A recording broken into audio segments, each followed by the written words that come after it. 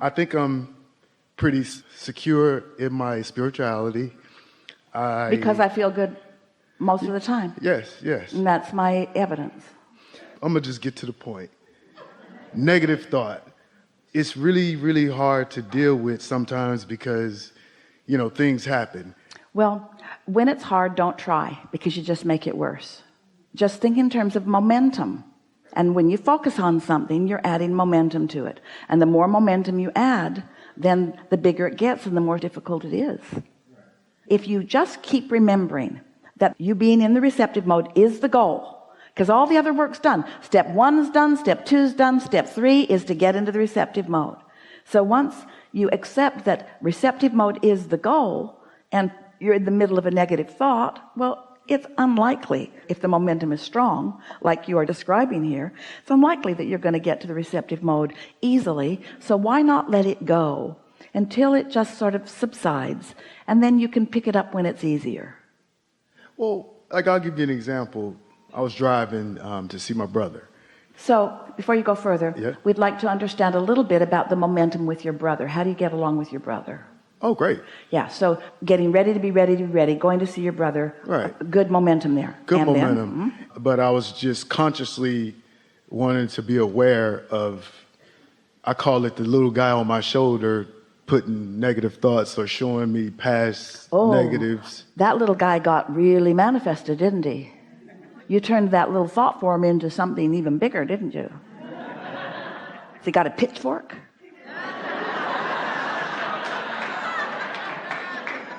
We're playing with you a little bit. Don't make him real. All that little guy is just momentum from thoughts that are not pleasing you. In other words, we wouldn't give him the time of day like that.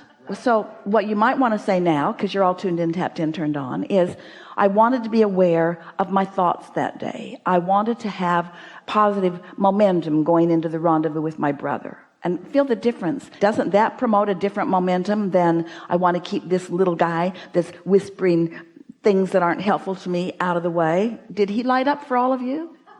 Well,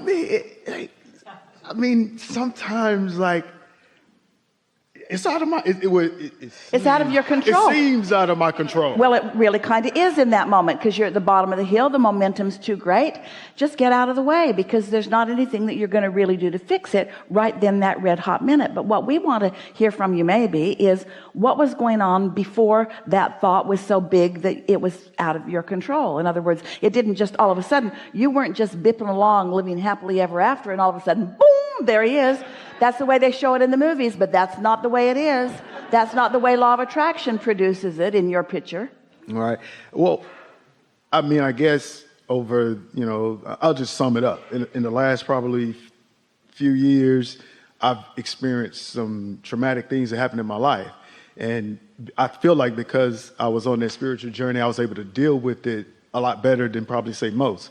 But I still had to deal with it. Do you think being on your way to see your brother was part of what activated that a little bit? Does he have memory of what you've been through? Oh, yeah. And so was it likely that there might be a conversation about some of that? Because you see, this ready to be ready to be ready to be ready to be ready. You kind of follow that thought? So ready to be ready is ready for the receptive mode, whatever the receptive mode is. So maybe being on your way to see your brother got you sort of ready to be ready for what you might talk about with him, got you feeling a little bit about what you'd come through, made you feel a little defensive or justifying. Something started that trend of thought. And all we're saying is, at the time that it first began, that's when you want to deal with it. And if you didn't deal with it, and that's all right, don't worry, it'll get bigger, but it'll get bigger to the point that you can't deal with it in that moment. So what happens when it gets bigger and you can't deal with it in this moment? The contrast throws more into the vortex. So now the vortex is calling you in a stronger way. You're less likely in that moment to be able to go, but later, like after meditation or when you first wake up in the morning or something, there'll be another opportunity and another and another and another. There's a little theme going on, and it's a human theme that goes something like, I'm doing really good, and I'd like to explain to you how much I've overcome. And that explaining what you've overcome takes you right back in it, so that you're not overcoming it, you're reliving it again a little bit.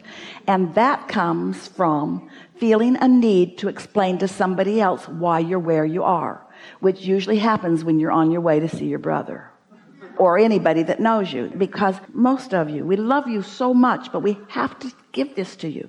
Most of you see yourself through the eyes of others, and therefore you feel a need to contour their view of you. So you've got your nose in somebody else's business. You've got your nose in the business of what they think of you, and that's not your business. What they think of you is not your business, because you can't control what they think of you. You don't know how hard they're trying to stay in the receiving mode. They're just remembering all the bad stuff that went down earlier. It's like looking through a photo album of your life to visit your brother or anybody. So you've got to come into a place of really not needing to influence their opinion of you, because that just activates something that no longer even is. And you know what the most wonderful thing is? All that stuff that you kind of want to talk about and that we really don't want to talk about for this reason, all that stuff you've lived has culminated in what you are. And wow, what you are and what's in your vortex, there's so much there. And that walk down memory lane is far less satisfying and has far more potential of activating stuff that just slows you down and slows you down and slows you down. You've been listening to us for a while. So when you hear us say, when you know what you don't want, you know what you do want, and that rocket of desire goes into your vortex. Now that was a very quiet and disproportionate, in terms to the importance of it, delivery there. What we mean to say is all of the important and delicious components of your life, every one of them has unleashed a stream of becoming that your inner being revels in every day. Oh, look what his life has produced for him and all of us. And then that stream of thought that you keep amending with each argument or each misunderstanding or each whatever you're doing as you're going through the contrast of life, each stream of that just makes this bigger, richer, more beautiful palette of creation that's in the process of becoming. And your inner being revels in every bit of it and only feels love and praise and appreciation for everything you lived that created that. And now your inner being wants to say to you, it's time for this to be what you focus on. That served you and went over here. Focus here now, not over there.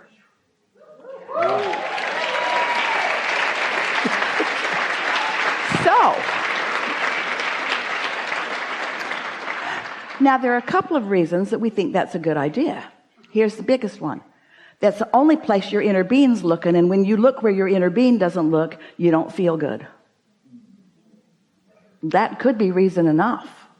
Your inner being isn't looking back, because your inner being has no reason to justify the magnificence that you are by the contrast that you lived, because your inner being does not wish to insert more contrast into your now about stuff you already know. Isn't that nice?